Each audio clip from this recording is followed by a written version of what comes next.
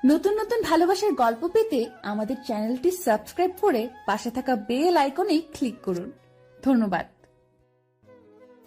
বিমানের সিটে বসে আছি আর ভাবতেছি পুরনো কথাগুলো, যাদের জন্য আজ আমি আমার পরিবার থেকে আলাদা, যাদের জন্য আজ আমি একা চলতে শিখে গেছি। সবার জীবনে কিছু ঘটনা থাকে যা তাকে প্রতিনিয়ত তার হৃদয়টাকে কুড়ে কুড়ে খায়। এসব কথা ভাবতে গিয়ে কখন যে ঘুমিয়ে পড়েছি তার টেরই পাইনি। যখন ঘুম ভাঙল তখন দেখি বিমান বাংলাদেশে ল্যান্ড করেছে। নিজ দেশের মাটিতে ফিরে আসতে পেরে নিজের মনের ভিতর আজ খুব খুশি খুশি লাগতেছে। বিমান থেকে নেমে দেখি আমার জন্য গাড়ি নিয়ে দাঁড়িয়ে আছে আফজাল চাচা। কেমন আছো চাচা তুমি? আলহামদুলিল্লাহ ভালো বাবা, তুমি কেমন আছো? আলহামদুলিল্লাহ ভালো। গাড়িতে উঠে বসো, অনেক বেলা হয়ে গেছে, বাসায় যেতে হবে। তারপরে আমি গাড়ি নিয়ে বাসায় চলে আসি। বাসায় এসে ফ্রেশ হয়ে নিই। কিছুক্ষণ পরে স্যার ফোন দেয় আমাকে। আলহামদুলিল্লাহ ভালো আছি স্যার। কিছুক্ষণ আগে স্যার।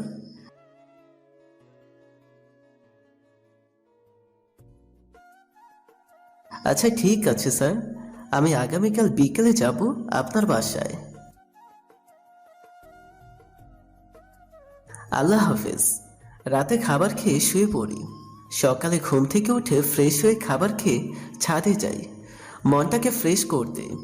বিকেলে পোশাক পরে বড় স্যারের বাসায় যাওয়ার জন্য তৈরি হই। চাচাকে নিয়ে স্যারের বাসার উদ্দেশ্যে রওনা দিই। ও আপনাদের তো আমার পরিচয় দিতে ভুলে গেছি, আমি তরিকুল ইসলাম। আর আমার সম্পর্কে বাকি সব কিছু গল্পের ভিতরে জানতে পারবেন। এখন আর আমি আমার সম্পর্কে আর কিছু বলতে পারবো না। এখন আমার সম্পর্কে বললে সমস্যা হবে, তাই আমার সম্পর্কে এখন আর কিছু বলবো না। কিছুক্ষণের ভিতরে স্যারের বাসায় গিয়ে পৌঁছালাম।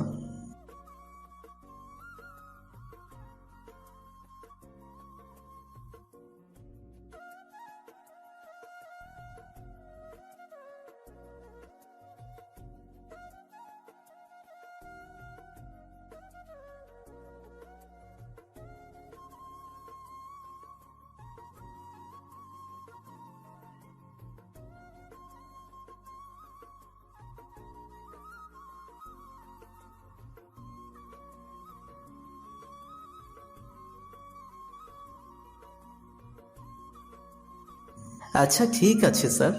বাসায় এসে ভাবতেছি যে শহর ছেড়েছি বহু বছর আগে, সেই শহরে এখন আবার ফিরে যেতে হবে। সকালে গাড়ি নিয়ে বের হলাম সেই চেনা পরিচিত শহরে। ঢাকা থেকে বরিশালে এসে পৌঁছে স্যারকে ফোন দিলাম। স্যার একটি সরকারি খরচে ফ্ল্যাট ভাড়া করে দিল আমাকে। আমি গাড়ি পার্ক করে রুমে প্রবেশ করলাম। ফ্রেশ হয়ে নিচে এসে কিছু খাবার খেয়ে রুমে এসে বিছানায় শুয়ে আমার পুরনো সিমটাকে অন করলাম। আজ প্রায় অনেক বছর পরে এই সিমটাকে অন করলাম। অন করে যখন ফোনের কন্ট্রাক্ট নাম্বারগুলোকে চেক করা শুরু করলাম তখন একটি নাম্বার দেখে পুরনো স্মৃতিগুলো মনে পড়ে গেল। সব কিছু বাদ দিয়ে সাকিবের ফোন নাম্বার বের করে ওকে ফোন দিলাম। কিছুক্ষণ পরে সাকিব ফোনটি ধরল। আসসালামু আলাইকুম, কেমন আছো তরিকুল? আলহামদুলিল্লাহ ভালো, তুই কেমন আছিস? আলহামদুলিল্লাহ ভালো। তোর তো কোনো খবর নাই, তুই এতদিন পরে ফোন দিলি কেন? তোকে আমি প্রায় 1.5 বছর আগে অনেকগুলো ফোন দিয়েছিলাম, কিন্তু তোর ফোন বারবার বন্ধ পাইছি। কিসের জন্য ফোন দিয়েছিলি? তোর আদরের ছোট বোন আজ প্রায় 2 বছর যাবৎ অসুস্থ। ও তোর জন্য সারাক্ষণ কান্না করে, আজও করে, আর তার জন্য তোকে ফোন দিছিলাম। তুই কোথায় আছিস? এখন আমি কলেজের মাঠে আছি। তুই একটু এই জায়গায় আয়। আমি এখনই সেখানে আসতেছি। তোকে তো দেখে জেনে যাইতেছে না। ও তাই? সাকিব আমাদের বাসায় কি এখনো সেই আগের জায়গায় আছে? হুম। ও আচ্ছা ঠিক আছে। এইটুকু কথা বলে একটি রিক্সা নিয়ে রওনা দিলাম বাসার উদ্দেশ্যে। বাসার গেটের সামনে এসে আমি তো পুরাই অবাক, কেননা আমি যখন বাসা দেখে চলে গেছিলাম তখন আমাদের বাসা এমন ছিল না। পুরনো ঘর ভেঙে এখন নতুন বড় বাসা তৈরি করা হয়েছে। অনেক বড় বাসা, যা দেখতে একদম রাজপ্রাসাদের মতো। কেননা আব্বু একজন নামকরা বড় ব্যবসায়ী। আমি রিকশার ভাড়া দিয়ে আমি বাসার ভেতর প্রবেশ করলাম। যদিও আমাকে কেউ এখন চিনতে পারবে না। আমি বাসার ভেতর প্রবেশ করে বাসার দারোয়ানের কাছে জিজ্ঞাসা করলাম যে ফারিয়ার রুম কোনটা। আপনি ফারিয়ার কাছে গিয়ে এই কাগজটা দিবেন, তারপর ও যা বলবে তা করবেন। দারোয়ান চিঠিটা নিয়ে ভেতরে গিয়ে ফিরে এসে বলল যে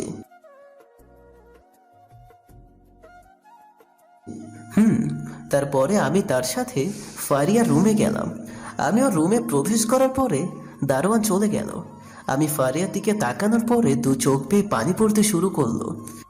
আগে কতটা নামছে আমার বোনটা সুন্দর ছিল, আর আজ সেই বোনকে চেনা চাইতেছে না। কেমন আছিস বোন? আলহামদুলিল্লাহ ভালো। তুমি কেমন আছো? আমাকে জড়িয়ে ধরে কথা বলতেছে ফারিয়া। তোদের দোয়ায় ভালো আছি। তোর এমন অবস্থা হলো কেমন করে? ভাইয়া, তা আমি নিজেও বলতে পারি না। আচ্ছা ঠিক আছে। ফারিয়া শুকিয়ে গেছে অনেকটা। ওর চেহারা দেখলে নিজের কাছে খুব খারাপ লাগে। খারাপ লাগারটাই স্বাভাবিক। পৃথিবীর সকল ভাই তার কলিজার বোনকে কতটা ভালোবাসে তা সেই ভাই বোনই ভালো জানে। এমন সময় স্যারের ফোন।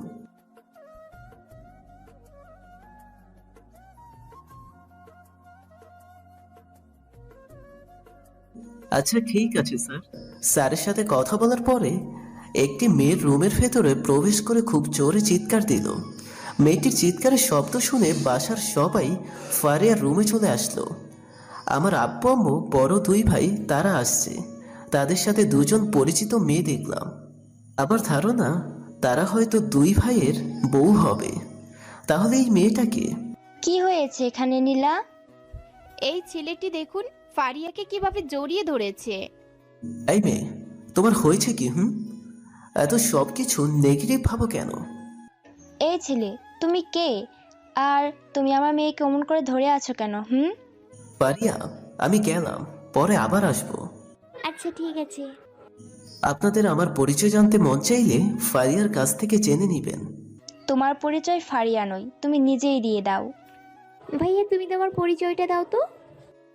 আমি হলাম তরিকুল ইসলাম, এইবারের ছোট ছেলে, যাকে 5 বছর আগে বিনা অপরাধে বাসা থেকে তোমরা সবাই বের করে দিয়েছিলে। আমি হলাম সেই তরিকুল যে কিনা বারবার হাত জোর করে তোমাদের কাছে বলেছিলাম যে আব্বু আমি কোনো অপরাধ করিনি। সবার কাছে বলেছিলাম সেদিন, কিন্তু তোমরা আমার কথা কেউ সেদিন বিশ্বাস করনি। আমি হলাম সেই তরিকুল যার কথা তোমরা অবিশ্বাস করে তোমরা একটি মেয়ের কথা বিশ্বাস করেছো। তোমরা সবাই নিজেদের বাসার মানুষকে বিশ্বাস না করে তোমরা সবাই সিমির কথা সেই দিন বিশ্বাস করেছো। আপনাদের আমি অনেক আগেই মাফ করে দিয়েছি। সেটার কখনোই সম্ভব না। দেখ বাবা, তুই আর না করিস না, আমাকে আর তুই কষ্ট দিস না। আম্মু, আমি শুধু আজ তোমার জন্য থেকে গেলাম, তবে তোমার সাথে আবার কিছু কথা আছে। আমাকে তোমার রুমে নিয়ে চলো। আমাকে তোমার রুমে নিয়ে চলো আগে। আম্মু, তোমার কাছে আমি কখনো কিছু লুকাইনি, আজকেও লুকাবো না। আমি বরিশালে আসছি কিছু কাজের জন্য, যার জন্য আমি বাসায় থাকতে পারবো না। আমি যদি এখানে থাকি তাহলে আমি কাজটি সঠিকভাবে শেষ করতে পারবো না। কি এমন কাজ যার জন্য তুই বাসায় থাকতে পারবি না? তোমাকে তা আমি কিছুদিন পরে বলবো। আচ্ছা ঠিক আছে। আম্মু, নীলা নামের মেয়েটিকে? তোর মেজো ভাইয়ের শালিও, ও কিছুদিন এখানে থাকবে। ও একজন সিআইডি অফিসার। নীলা কিছু কাজের জন্য আমাদের এখানে আসছে। নীলা এখন থেকে আমাদের এখানে থাকবে। আমি যাকে খুঁজতে চাইছিলাম সেই খগু নিচে এসে ফাঁদে পা দিল। কি ভাবতেছিস? কিছু না, আমার কিছু কাজ আছে। তুমি খাবার দাও, আর ফারিয়াকে আমি আমার এক পরিচিত ডাক্তার দেখাবো আগামীকাল। তুমি সকালে তৈরি থেকো। আম্মু, আম্মু খাবার দিতে চলে গেল। কিছুক্ষণ পরে নীলা আমার রুমে এসে বলতেছে, কেমন আছেন বেআই সাহেব? আলহামদুলিল্লাহ ভালো। আপনি কেমন আছেন? আলহামদুলিল্লাহ ভালো। তারপরে নীলা যা বলল তা শুনে আমি তো অবাক, কেননা ও আমার রুমে বলতেছে, আপনি কি সিমিকে খুব ভালোবাসতেন? আপনি সিমির কথা জানলেন কি করে? ফারিয়া আমাকে আপনার সম্পর্কে সবকিছু অনেক আগেই বলেছে। সব বলে দিছে আপনাকে? হুম। মানে মান সম্মান আর কিছু থাকলো না? খাবার খেতে চলুন, আর অতীতকে ভুলে বর্তমানকে নিয়ে ভাবুন, কেমন? হুম, আমিও থেমে থাকার ছেলে নই। সকল কিছু ভুলে সামনের দিকে এগিয়ে যাওয়ার জন্য, লড়াই করে নিজেকে প্রতিষ্ঠিত হওয়ার জন্য চেষ্টা করতেছি। বাকিটা আল্লাহ পাকের ইচ্ছা। হুম, তবে একটি কথা মনে রাখবেন, আপনি হেরে যাওয়ার নাম জীবন নয়। সবকিছু ভুলে সামনে এগিয়ে যাওয়ার নামই হলো জীবন। হুম, তারপরে রাতের খাবার খেয়ে বাসা থেকে আমার ফ্ল্যাটে চলে আসি। রাতে রুমে বসে ল্যাপটপ অন করে এখানকার সব কিছু ভালো করে জেনে নিতেছি। কিছুক্ষণ কাজ করে দিলাম এক ঘুম। সকালে ঘুম থেকে উঠে ফ্রেশ হয়ে নিচে কিছু নাস্তা খেয়ে রুমে আসি। এর ভেতরে স্যার ফোন দেয়।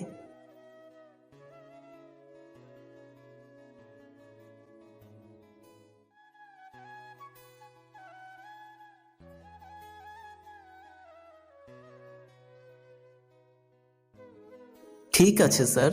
কিছুক্ষণ পর ভেতরে 3জন অফিসার আসলো। তাদের সাথে পরিচিত হয়ে নিলাম। আমরা কিছুক্ষণের ভেতরে মিশনে নেমে পড়ব, কেননা আমাদের উপর মহল থেকে 5 দিনের সময় দিছে কাজটি শেষ করতে। আম্মু, তুমি এই ঠিকানায় ফারিয়াকে নিয়ে যাও। বাকিটা আমি সব বলে দিয়ে ওখানে ফোন করে, অফিসার আপনারা সবাই আপনাদের পরিচয় দেন। স্যার, আমি রাফি। স্যার, আমি তাফসির। এখন আমরা সবাই এখানকার সবচাইতে বড় এবং নামকরা কলেজটি পর্যবেক্ষণ করতে যাব। যদি কিছু ক্লু পাই তাহলে তো ভালো। কলেজের গেট দিয়ে ঢুকতেছি, হঠাৎ কারোর সাথে ধাক্কা লাগে আর গালে ঠাস ঠাস করে আওয়াজ আসলো। আমি খোর কাটিয়ে সামনের দিকে তাকিয়ে দেখি এ তো নীলা।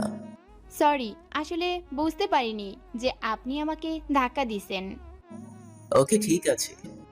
আপনি হঠাৎ আমাদের কলেজে কি মনে করে আসলেন স্যার? তারপরে অপরিচিত মেয়েদের ধাক্কা দেওয়া এইগুলো যে করেন, তা কি আপনার গার্লফ্রেন্ড জানে? যেখানে বাঘের ভয় সেখানেই রাত পোহায়। এই প্যারা আমাকে ছাড়বে, এই প্যারা আমাকে ছাড়বে মনে হয় পিছু। কি হলো, চুপ করে আছো কেন? তারপরে নীলা আমার হাত ধরে টানতে টানতে কলেজের এক সাইডে নিয়ে আসলো। তুমি বরিশালে আসছো, তা আমাকে বলনি কেন? তোমার যে আব্বু আম্মু আছে, তা আমাকে বলনি কেন? কি হলো, কথা বলো। কেন বলিনি তা তো বুঝতে পারছো, গতকাল, তাই না? আরেকটি কথা, বিয়ের আগে তো শ্বশুর বাড়িতে থাকতেছো, এমন কপাল কয়জনের আছে? তুমি যে সিমি নামের কোনো মেয়েকে নিজের জীবনের চেয়েও ভালোবাসতে, তা আমাকে বলনি কেন? পুরনো স্মৃতি স্মরণ করতে চাইছি, তাই। তোমার বুকে এতটা কষ্ট, তারপরেও তুমি আমাকে তা না বলে সবসময় হাসি খুশি থাকো সবার কাছে। তোমাকে বোঝা বড় দায়। তোমাকে গতকাল বাসায় দেখে অনেক খুশি হয়েছিলাম, তবে মেজাজটাও গরম হয়ে গেছিল তোমার প্রতি। তাই গতকাল তোমার সাথে অমনভাবে কথা বলেছি। প্লিজ আমাকে ক্ষমা করে দাও। ভালোবাসার মানুষকে কখনো মাফ না করে থাকা যায়? এজন্যই তোমাকে আমার বেশি ভালো লাগে। আচ্ছা, তুমি কলেজে আসছো কিসের জন্য? কলেজটিতে ঘুরতে আসছি। নীলা, তুমি যে একজন সিআইডি অফিসার, তা আমাকে আগে কখনো বলনি কেন? তার জন্য সরি, আর কখনো এমন হবে না। আপনারা হয়তো কিছুই বুঝতে পারছেন না। নীলা হলো আমার গার্লফ্রেন্ড। ওর সাথে আমার প্রায় 2 বছর যাবৎ পরিচয়। ওর সাথে একটি অনুষ্ঠানে ঢাকাতে দেখা হয়, তারপরেই ভালোবাসা তৈরি হয়। এরপর থেকে শুরু হয় আমাদের জীবনের নতুন জীবনের পথ চলা। তবে আমার আসল পরিচয় ও আজ পর্যন্ত জানে না। ও জানে যে আমি একজন সাধারণ মানুষ। চলো তুমি আমার সাথে, তোমাকে কলেজটিকে ভালো ভালো করে ঘুরিয়ে দেখাই। আমি চোখের ইশারায় তাফসিরদের আমার পিছে পিছে আসতে বলি এবং সব দিকে ভালো করে পর্যবেক্ষণ করতে বলি। নীলা আমাকে চারদিক ঘুরিয়ে দেখাইতেছে। হঠাৎ করে আমার চোখ দুটি আটকে যায়। চলো চলো তুমি আমার সাথে, তোমাকে আমি কলেজটিকে ভালো ভালো করে ঘুরিয়ে দেখাই।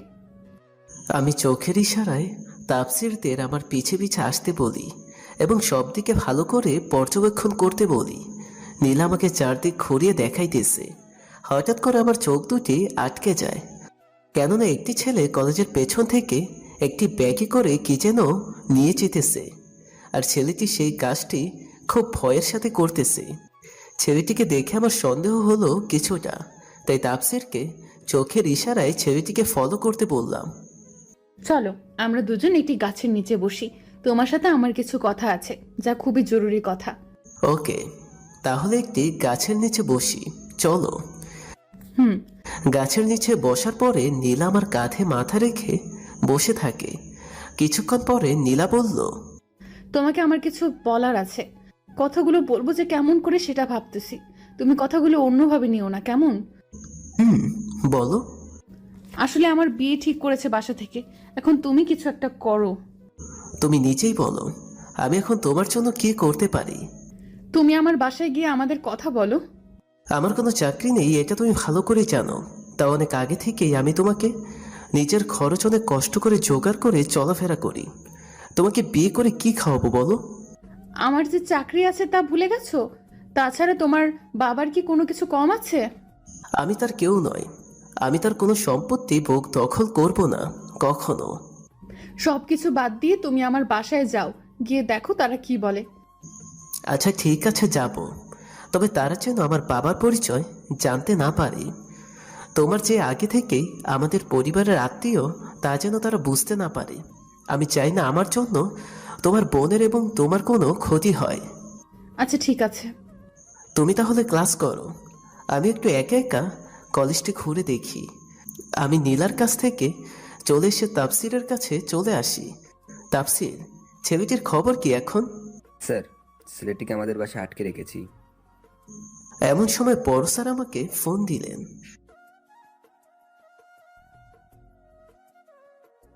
স্যার, তাহলে এই দিকের কাজগুলো তাহলে কে করবে?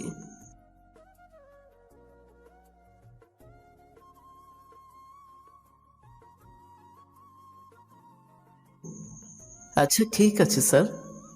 তাফসির, তোমরা এই দিকটা সামলাও, তবে তা যেন কেউ বুঝতে না পারে তোমাদের আসল পরিচয়। আমি এখন ঢাকা যাব এবং রাতে পেলাম।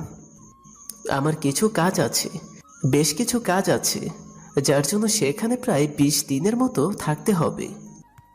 আচ্ছা ঠিক আছে। আমি বাসে এসে রেডি হয়ে রওনা দিলাম ঢাকার উদ্দেশ্যে। নেপালে এসে পৌঁছে ফ্রেশ হয়ে নিলাম। স্যার, আমি নেপাল এসে পৌঁছেছি কিছুক্ষণ আগে।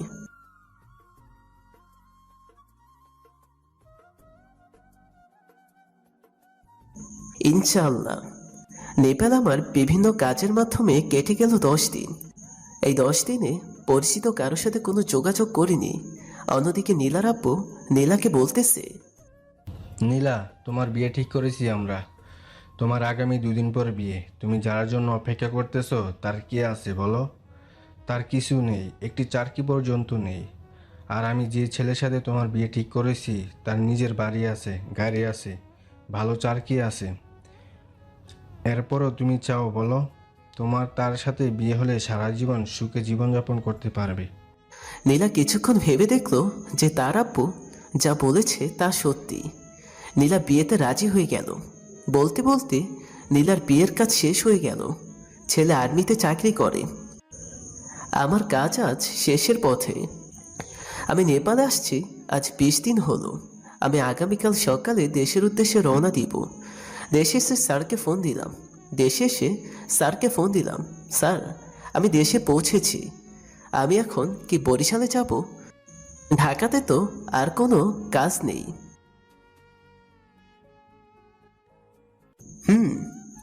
বরিশালে এসে ফ্ল্যাটে প্রবেশ করে দেখি যে তাফসিরের এবং রাকিবের রুম খোলা, কিন্তু সাকিবের রুমে তালা দেওয়া। আমি রুমে এসে ফ্রেশ হয়ে তাফসিরকে ডাক দিলাম। আসসালামু আলাইকুম স্যার, কেমন আছেন? ওয়ালাইকুম আসসালাম, আলহামদুলিল্লাহ ভালো আছি। সাকিবের রুমে তালা দেওয়া কেন? স্যার, কিছুদিন আগে কলেজে যাবার পরে আপনার সাথে যে মেয়েটার কথা হয়েছিল, সেই মেয়েটার সাথে সাকিবের কিছুদিন আগে বিয়ে হয়েছে। সাকিব তার বউ নিয়ে ঘুরতে গেছে। সাকিব সে এখন আর মিশনের কাজে তেমন একটা সময় দেয় না, সারাদিন বউ নিয়ে ব্যস্ত থাকে। আচ্ছা ঠিক আছে, এখন বর্তমান মেয়েদের কিছু বলার নেই। তার যেখানে টাকা দেখবে তারা সেখানে টাকার পিছে ছুটে চলবে, সব সম্পর্ক মুহূর্তের ভিতরে ভুলে গিয়ে। তারা কখনো কাউকে মন দিয়ে ভালোবাসে না। তাদের ভালোবাসাটা আসলে একটি অভিনয় মাত্র। ওসব কথা ভাবতেই খুব কষ্ট হচ্ছে। স্যার আপনি ঠিক আছেন তো? এমন সময় রাফি এসে বলতেছে,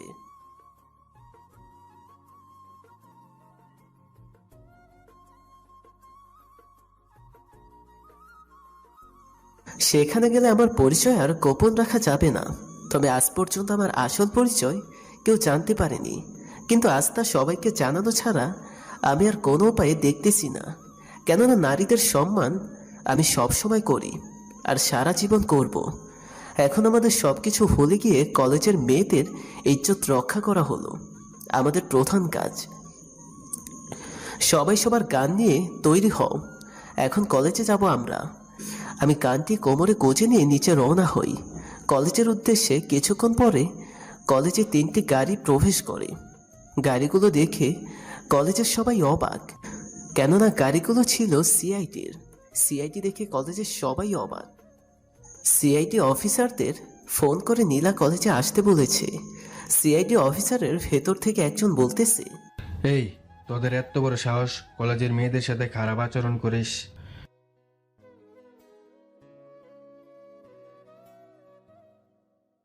এখন যে তোকে জেলে যেতে হবে।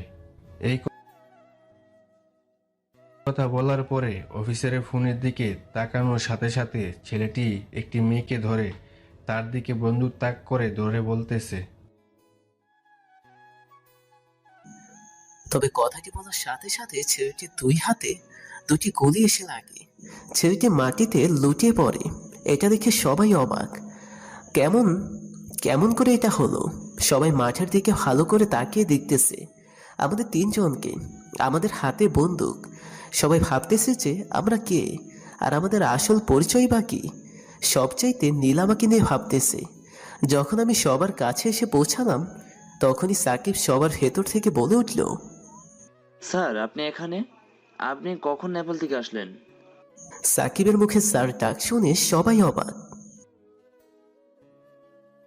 স্যার হলেন বাংলাদেশের অন্যতম একজন আর্মি মেজর। তোমরা যে আর্মি মেজর তরিকুলের নাম শুনেছ, যে কিনা শত্রুর বিরুদ্ধে রুখে দাঁড়িয়ে অনেক সুনাম অর্জন করেছে, যে কিনা দেশের বাইরে অনেক ভালো কাজের জন্য সরকারের কাছ থেকে অনেক অনেক মেডেল পেয়েছে, জাতিসংঘ শান্তি পুরস্কার পর্যন্ত সে পেয়েছে, যাকে কিনা আজ পর্যন্ত কেউ দেখতে পারেনি, সে হলো আমাদের এই স্যার। আমার পরিচয় জানতে পেরে সবাই আমাকে সেলুট দিল। আমার আসল পরিচয় জানতে পেরে এখানে থাকা সকলের ভেতর থেকে কেউ একজন খুব চমকে উঠেছে। আর সে কেউ নয়, সে হলো নীলা। এটা কি করে সম্ভব? ও একজন নেতা, এত বড় একজন অফিসার, তা আমার কাছে এতদিন লুকিয়ে রাখছে। আমি কিনা টাকার লোভে পড়ে অন্য একজনকে বিয়ে করলাম। সিআইডি অফিসারদের আমি বললাম, অফিসার আপনারা এই 5 লোকগুলোকে ধরে নিয়ে যান। আমার পেটে প্রচণ্ড ক্ষুধা লেগেছে, তাই তাপসিরদের রুমে যেতে বললাম। আমি একা কলেজ থেকে বের হয়ে একটি রেস্টুরেন্টে বসলাম। কিছুক্ষণ পরে ওয়েটার খাবার নিয়ে আসলো, কিন্তু আমি লক্ষ্য করতেছি একটা মেয়ে অন্য একটি টেবিলে বসে তার ফোনের দিকে তাকাচ্ছে একবার, এবং তারপরে আমার দিকে তাকাচ্ছে। এমন অনেকবার তাকাইতেছে। হঠাৎ করে আমার প্রচণ্ড মাথা ব্যথা শুরু হয়। তারপর আর কিছুই মনে নেই। যখনই আমার জ্ঞান ফিরে তখনই আমার বুকের উপর ভারী কিছু অনুভব করি। আমি বুকের উপর তাকিয়ে দেখি যে মেয়েটি রেস্টুরেন্টে আমার দিকে দেখছিল, সেই মেয়েটি। আমাকে ওর সম্পর্কে কিছু এখন জানতে হবে, যে করেই হোক। ও এখন ঘুমিয়ে আছে, সো এটাই আমার সময়। কিন্তু কি করে জানবো? ও তো আমার বুকের উপরে মাথা রেখে ঘুমিয়ে আছে। এইসব কথা ভাবতেছি, এমন সময় আমার পাশে একটি মোবাইল দেখতে পাই। মোবাইলটি হয়তো মেয়েটির হবে। আমি যখনই মোবাইলটি হাতে নেব তখন অন করে দেখি যে ফোনে কোনো প্যাটার্ন দেওয়া নেই। বর্তমানের ডিজিটাল যুগে যে কেউ ফোনে প্যাটার্ন দিয়ে রাখে না, তা কি ভাবা যায় বলুন? ফোনের গ্যালারি চেক করে আমি যা দেখলাম, আসলে সেটা আমি এই মুহূর্তে নিজেকে বিশ্বাস করাতে পারছি না। এটা কি করে সম্ভব? তাহলে কেন এতদিন আমার কাছে এত কিছু লুকিয়ে রাখলো? এর মানে কি? আমার কাছে এইগুলো ভাবতেই কেমন জানি লাগে। আমিও এর শেষ পর্যায়ে দেখতে চাই আমি যে তার সব কিছুই আমি জানি, তা কখনো ধরা দিব না। রাত প্রায় 3টা AM বাজে। এই মুহূর্তে করে কিছু করা যাবে না। আমি মেয়েটাকে আমার বুকের ওপর থেকে সরিয়ে নিচে নেমে এসে হসপিটালের বিল পে করে বাসায় চলে আসি। এখন আমার অনেক কাজ অসম্পূর্ণ, কিছু কাজ আছে, আর সে কাজ আগামীকাল থেকে শুরু হবে। এই কাজ করতে গিয়ে যদি নিচে বেঁচে ফিরি তবে সবার কাছে দেখা হবে, তা না হলে হবে না। এখন শুরু হবে ডাইরেক্ট অ্যাকশন, কেউ ছাড়া পাবে না। সবার জন্য এখন থেকে আতঙ্কের একটি নাম থাকবে, আর সেটা হলো তরিকুল। সকল অন্যায়কারী এ নামটা শুনলেই ভয় পাবে। বাসে এসে শুয়ে ঘুম দিলাম। অন্যদিকে মেয়েটি ঘুম থেকে উঠে দেখে যে আমি হাসপাতালে নেই। সে ডাক্তারের কাছ থেকে জানতে পারে যে আমি হাসপাতালের বিল পরিশোধ করে বাসায় চলে এসেছি। হাসপাতাল থেকে মেয়েটি আমাকে খুঁজতে বের হয়। আমি ঘুম থেকে উঠে তাফসিরকে রেডি হতে বলি। আবার এতদিনে এখানকার নারী পাচারকারীদের, মাদক ব্যবসায়ীদের, অন্যায় অত্যাচারকারীদের, বিভিন্ন খারাপ কাজে নিয়োজিত মুখোশধারী মানুষগুলোর মুখোশ উন্মোচন করার মতো আমার কাছে সকল ডকুমেন্ট আছে, যেটা তাফসিররা এতদিন থেকে এখানে জোগাড় করতে পারেনি। আমি সেটা বাহির থেকে এসে জোগাড় করেছি। কেননা এটা হলো আমার এলাকা, এখানে আমার ফ্রেন্ডের অভাব নেই। আমি আমার ফ্রেন্ডের মাধ্যমে কাজটাকে সহজ করে ফেলেছি। স্যার, সাকিব বাসায় নেই। সে গতকাল বাসায় আসেনি। আর একটা কথা স্যার, আপনাকে গতকাল অনেকগুলো ফোন দিলাম, কিন্তু আপনি ফোন ধরলেন না কেন স্যার? আমি একটু ব্যস্ত ছিলাম, তাই ধরতে পারিনি। তাফসির, সাকিবকে ফোন করে আমার সাথে দেখা করতে বলো। এতদিন যত ও ইনফরমেশন কালেক্ট করেছে তা নিয়ে যদি চাকরি বাঁচাতে চায়। তারপর আমরা 3জন মিলে রওনা দিই। কিছু দূর আসার পরে আমি যা দেখলাম। তাফসির, সাকিবকে ফোন করে এখনই আমার সাথে দেখা করতে বলো। এতদিন যত ইনফরমেশন কালেক্ট করেছে তা নিয়ে যদি বাঁচাতে চায়। জি স্যার। তারপর আমরা 3জন মিলে রওনা দিই। কিছু দূর আসার পরে আমি যা দেখলাম তা দেখে মাথাটা গরম হয়ে গেল। কিছু ছেলে মিলে রিকশায় বসা গতকালে সেই মেয়েটিকে কিছু বখাটে ডিস্টার্ব করতেছে। তাফসির, গাড়িটার সামনে এসে রিকশার কাছে দাঁড় করাও, ওখানে কিছু কাজ আছে। জি স্যার। আমি গাড়ি থেকে বের হয়ে কোনো কথা না বলে বখাটে গুলোদের মারা শুরু করলাম। তোদের এত বড় সাহস, মেয়েদেরকে রাস্তায় টিস করিস? তোদের ঘরে কি মা বোন কেউ নেই? হারামিগুলো, তোদের মতো কিছু ছেলেদের জন্য আজ সকল ছেলেরা মেয়েদের চোখে খারাপ। তাফসির, পুলিশকে ফোন করে বল এইগুলোকে থানায় নিয়ে যেতে। কিছুক্ষণ পরে পুলিশ বখাটেগুলোকে থানায় নিয়ে যায়। আপনি একজন মুসলিম মেয়ে, মানুষ হয়ে যে পোশাক পরে বের হয়েছেন, এইগুলো কি ইসলাম সমর্থন করে বলুন? এইরকম বেপরোয়াভাবে চলাফেরা বাহিরে করলে আপনাকে বখাটেরা টিচ করবে না তো সালাম করবে? বাহিরে বের হলে পর্দা সহকারে বের হওয়া কি চায় না? এত দামের পোশাক না পরে কম দামের একটা বোরখা কিনে বাহিরে বের হবেন, দেখবেন ইনশাল্লাহ আপনাকে কেউ কখনো টিস এবং বাজে মন্তব্য বা ইজ্জতের উপরে কেউ কখনো ক্ষতি করবে না। আল্লাহ আপনাকে সকল সমস্যা হতে হেফাজত করবে সব সময়, ইনশাল্লাহ। আপনি এখন বাসায় যান, তাফসির গাড়ি স্টার্ট কর। তারপরে তাফসিরকে নিয়ে চলে আসি এখানকার এমপির বাসায়। এমপি সাহেব আমাকে দেখে বলতেছে, আমি এখানে এসেছি আপনার সাথে কথা বলতে। এ ফ্যাক্টরি কি আপনার অনেক কিছু প্রতিষ্ঠানের নাম বললাম তাকে। আপনার সকল 2 নম্বরী কাজের প্রমাণ আমার কাছে আছে, বুঝলেন এমপি সাহেব?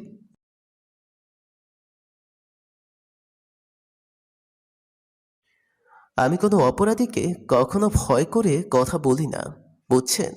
আপনি একজন এমপি হতে পারেন সবার কাছে, কিন্তু আমার কাছে আপনি একজন অপরাধী।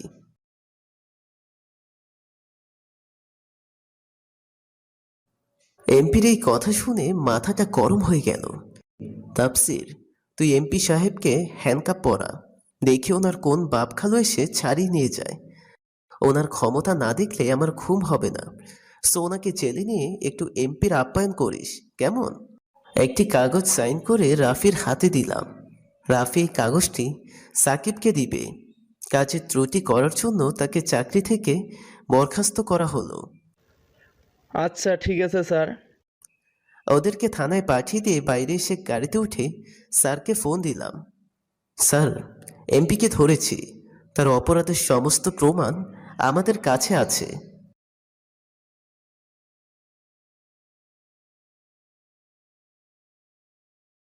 স্যার, আমি সাকিবকে চাকরি থেকে, আর আমাকে স্যার বলতে না দিয়ে সে বলা শুরু করলো।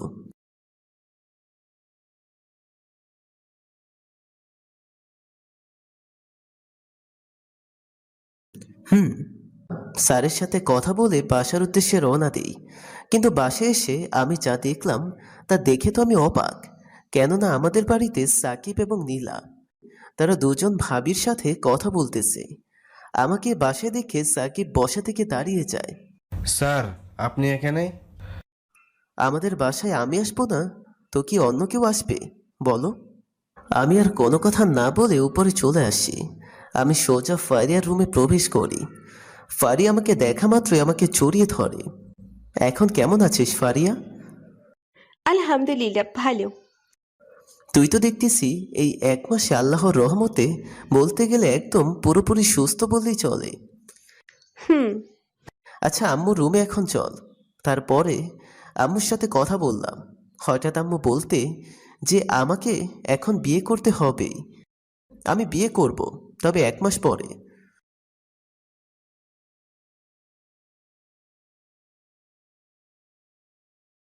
সাকিব, তুমি তরিকুলকে দেখে স্যার ডাকলে কেন ওকে? স্যার হলো একজন আর্মি মেজর অফিসার, তরিকুল ইসলাম। এত বড় অফিসারও? আর তা আমরা কেউ জানি না। স্যার এতদিন বাইরে ছিলেন, তা কি আপনারা জানেন? না, কেননা ও আমাদের সাথে এখনো পর্যন্ত কোনো কথা বলেনি। এমন সময় রাফি আমাদের বাসায় আসে সাকিবের কাছে। তবে রাফি এখনো জানে না যে এইটা আমাদের বাসা। সাকিব, এইটা তোমার জন্য।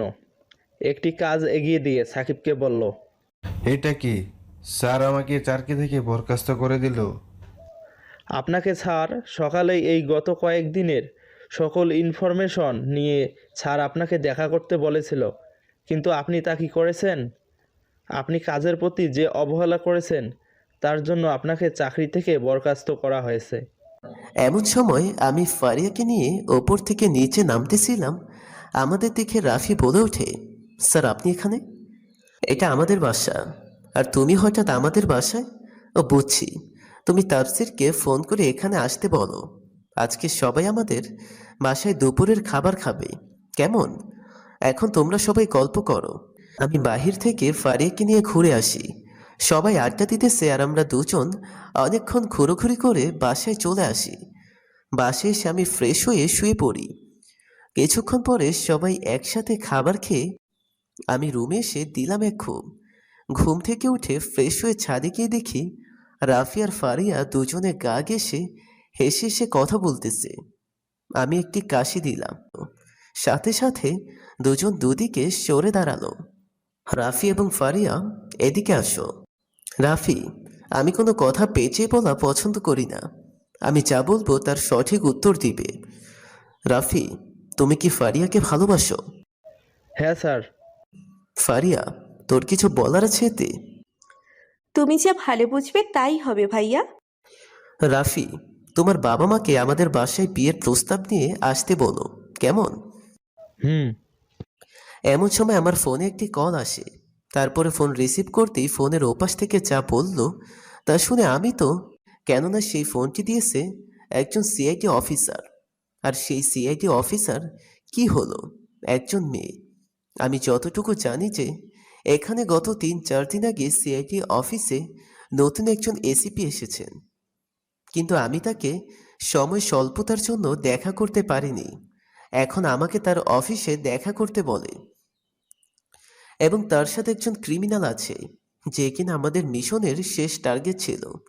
তাকে সে গ্রেফতার করেছে। আমি তৈরি হয়ে সোজা সিআইডির অফিসে চলে আসি।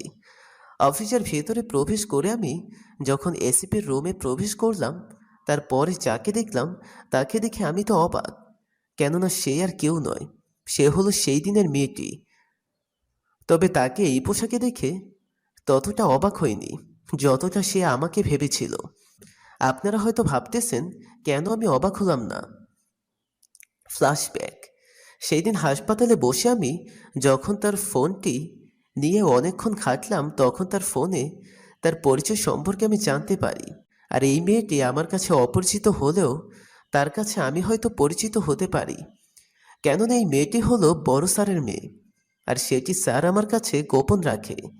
পরে আমি স্যারের সাথে কথা বলে তার সম্পর্কে সব জেনে নেই। সে আমার জন্য এইখানে এসেছে, ও আমাকে অনেক ভালোবাসে, তার জন্য ও এইখানে এসেছে, আর আমাকে সব সময় ওর নজর রাখে। বর্তমানে কেমন আছেন ম্যাম? আমি আপনার কোন জন্মের ম্যাম? আপনি আমাকে নাম ধরে ডাকবেন। আপনার সম্পর্কে আমি সব কিছুই জানি, তা আমাকে বলতে হবে না। আপনি আমার সম্পর্কে সব জানলেন কি করে? সেটা বলা যাবে না, আর আপনি ভুলে যাবেন না যে আমি কে আর কি আমার পরিচয়। তা অবশ্য ঠিক, তবে বলেন তো দেখি আমার নাম কি? আপনার নাম হলো মায়া। আপনার বাবা সে হলো আমাদের বড় স্যার, আর আপনি এখানে আসছেন একজন মানুষের খোঁজে, যাকে আপনি না দেখেই প্রায় 3 বছর যাবৎ নিজের জীবনে থেকেও বেশি ভালোবাসেন। আমার কথা কি ঠিক আছে মিস মায়া? তবে আমার একটি প্রশ্ন, আর সেটা হলো আপনি আমার সম্পর্কে কি করে জানলেন? এই প্রশ্নের উত্তর কিন্তু আমি আপনাকে কিছুক্ষণ আগে দিছি।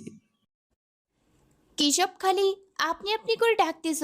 তুমি সব কিছু জেনেও কেন তুমি আমাকে আপন করে নিতেছ না? আমাকে যদি তুমি পেতে চাও তবে তা আমার আম্মুর কাছে গিয়ে বলো। তোমার আম্মু যে বলেছে তার মেয়ে পছন্দ করা আছে, আর তাকে তোমার বিয়ে করতে হবে, সেই মেয়েটিকে জানো তুমি? আমার কাছে আম্মু বললে তো জানবো, বলো। সে আমাকে এই বিষয়ে কিছুই বলেনি। তখন যেহেতু কিছু জানোনি, তবে এখন শুনে রাখো, তোমার সাথে আমার বিয়ে ঠিক করা হয়েছে, আর এর আগে তোমার সাথে যা হয়েছে তা ভুলে যাও, আর এখন থেকে নতুন করে জীবনটাকে পরিচালনা করো। হুম, তুমি যাকে ধরেছ তাকে কি পুলিশে দিয়েছ? হুম। তাহলে তো ভালোই। আমার মিশন তাহলে শেষ। ভালো থাকো, বেঁচে থাকলে আবার দেখা হবে। মায়ের সাথে কথা বলে বাসে এসে স্যারকে ফোন করে মিশনের কথা বলি। তবে আমি জানি যে মিশন কতটুকু শেষ হয়েছে। আমি চাইনি এই মিশনটাকে কোনোভাবে হেয় করতে। মিশন এখনো শেষ হয়নি, শুধু এগুলো বলতে হয়েছে মায়ের জন্য। আমি চাইনি এই মিশনে ও জড়িয়ে কোনো সমস্যার সম্মুখীন হোক।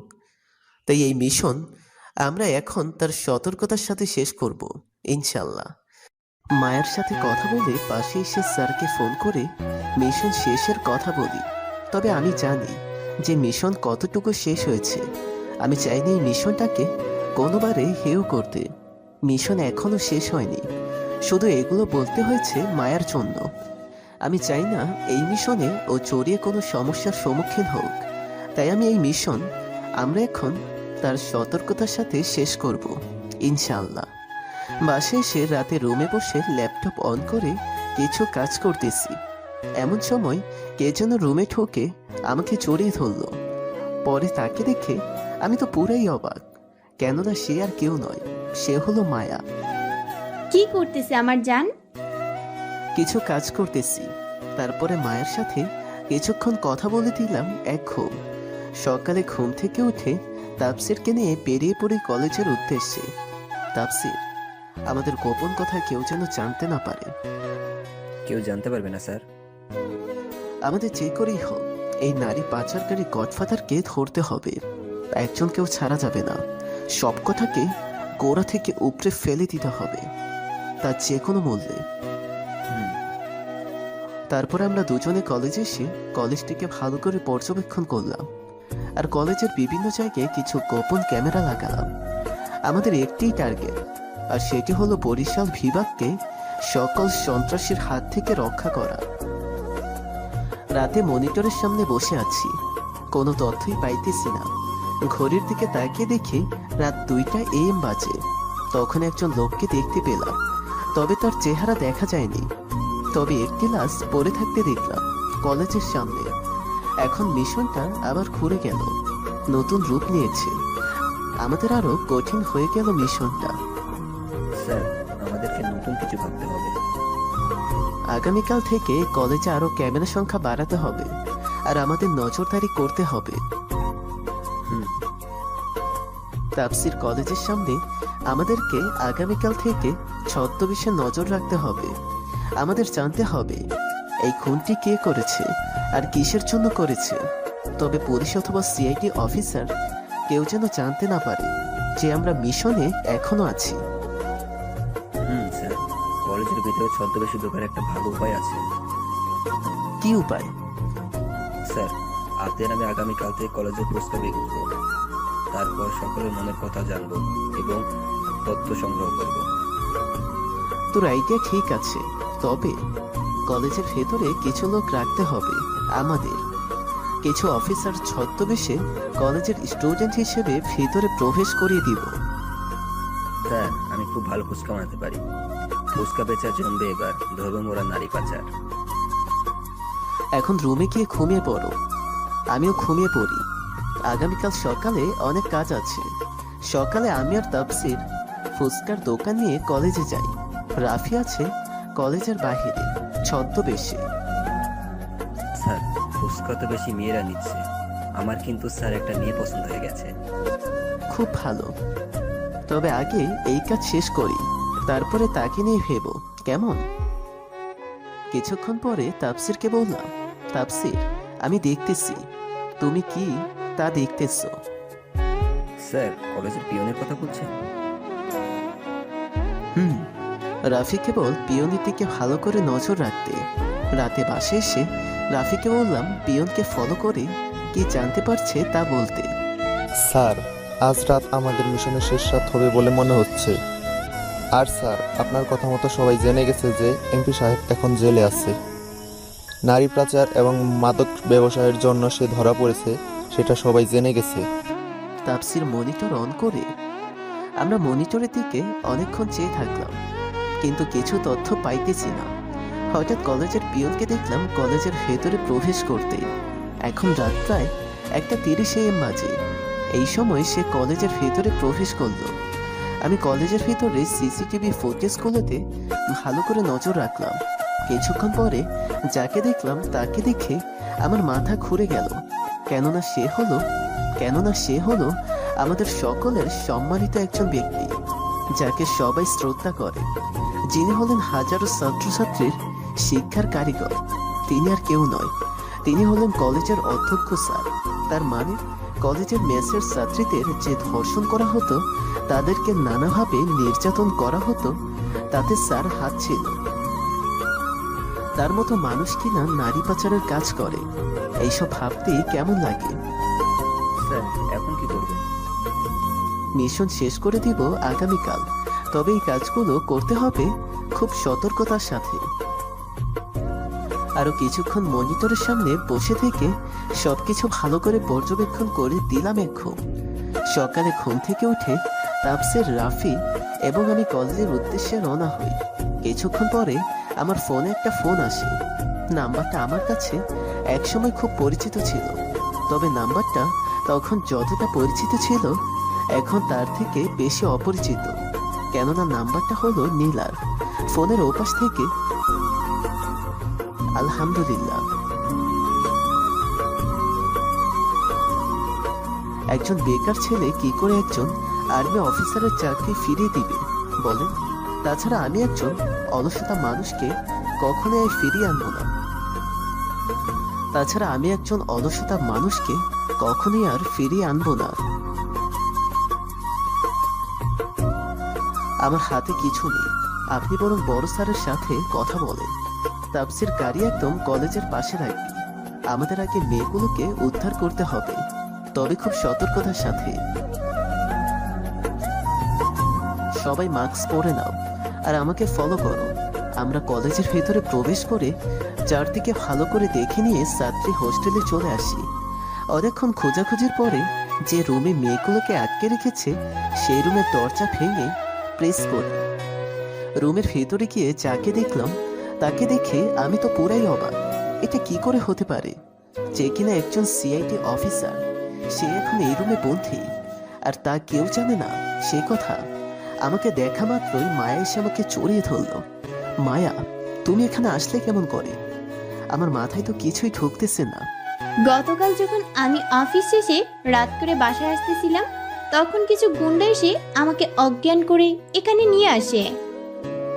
তুমি এখানে আসলে কি করে? আমি কে তা কি ভুলে গেছো? মুচকে একটি হাসি দিয়ে কথাটি বললাম। আজ বুঝতে পারলাম কেন তোমাকে তোমার ডিপার্টমেন্ট থেকে এতটা সম্মান করা হয়। তোমার কাজের তুলনা হয় না, তোমার কাজের প্রতিটি ধাপে থাকে রহস্য। এজন্যই তোমাকে আমার কাছে অনেক ভালো লাগে। শুধু তা তোমাকে আজ পর্যন্ত বোঝাতে পারলাম না। কিছু বলছো নাকি তুমি আমাকে? কই না তো। তাপসি, তুই সবাইকে নিয়ে কলেজের মাঠে আয়। আমি আর রাফি এবং মায়া কলেজের অধ্যক্ষ স্যারের রুমে আছি। কেমন আছেন স্যার? আপনারা আমাদের আর ভালো থাকতে দিলেন কই? মানেটা হলো কলেজের মেয়েদেরকে এবং কলেজের বাহিরের মেয়েদেরকে পাচার করে কে? কলেজের মেয়েদেরকে প্রতি রাতে একজন মেয়েকে ধর্ষণ করে কে?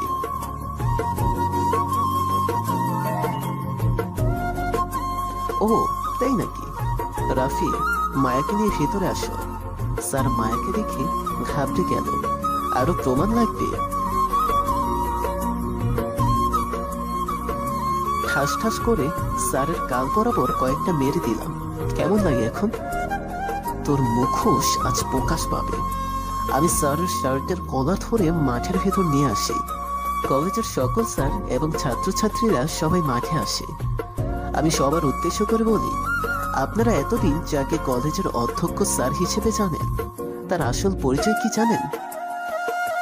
সে আসল অধ্যক্ষ স্যার না। যার আজকে এই কলেজে অধ্যক্ষ স্যারের চেয়ারে বসার কথা ছিল, তাকে মেরে ফেলেছে এই জানোয়ারটা। এই লোকটি হলো একজন ধর্ষক। সে আসল অধ্যক্ষ স্যার না। যার আজকে এই কলেজে অধ্যক্ষ স্যারের চেয়ারে বসার কথা ছিল, তাকে মেরে ফেলেছে এই জানোয়ারটা। এই লোকটি হলো একজন ধর্ষক, নারী পাচারকারী, মাদক ব্যবসায়ী। সবাই আমার কথা শুনে অবাক হয়ে যায়। তাপসির মেয়েগুলোকে তাদের ঠিকানা অনুযায়ী পাঠিয়ে দেয়। আর কলেজের পিয়ন বলে, স্যার কাকু এইখানে। পেছন থেকে রাফি কথাটি বলল। দুজনে ধরে নিয়ে জেলে ভরে দেয়। ফাঁসির রায় না আসা পর্যন্ত জেলের বসে পচুক। সব কাজ এবং আমার মিশন আজ সমাপ্ত করে স্যারের সাথে কথা বলে বাসায় চলে আসি।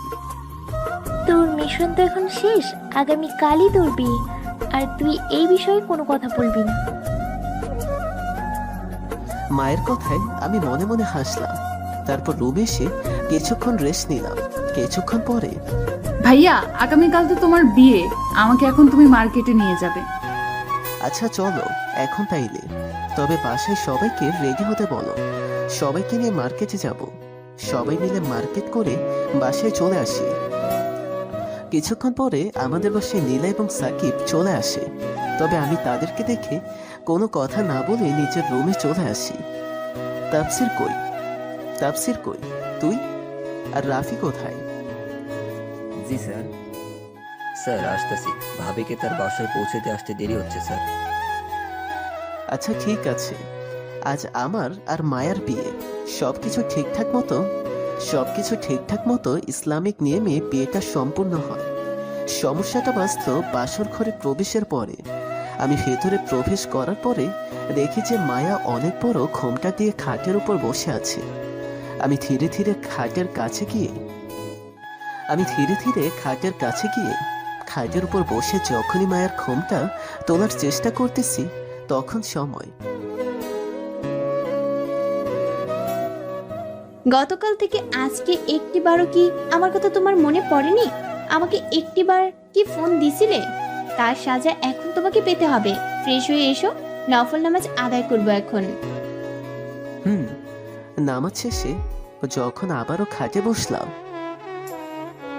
এখন আমাকে একদমই টাচ করবে না। আজকে সারা রাত আমাকে গল্প শোনাবে তুমি। আজকে অনেক রেগে আছে বুঝেছি। রাগ ভাঙানোর জন্য যা করার আমাকে এখন করতে হবে। মুচকি একটি হাসি দিয়ে দুজনেই চার ঠোঁট এক করে দিলাম। Light off. আপনাদের আপাতত আর না জানলেও চলবে।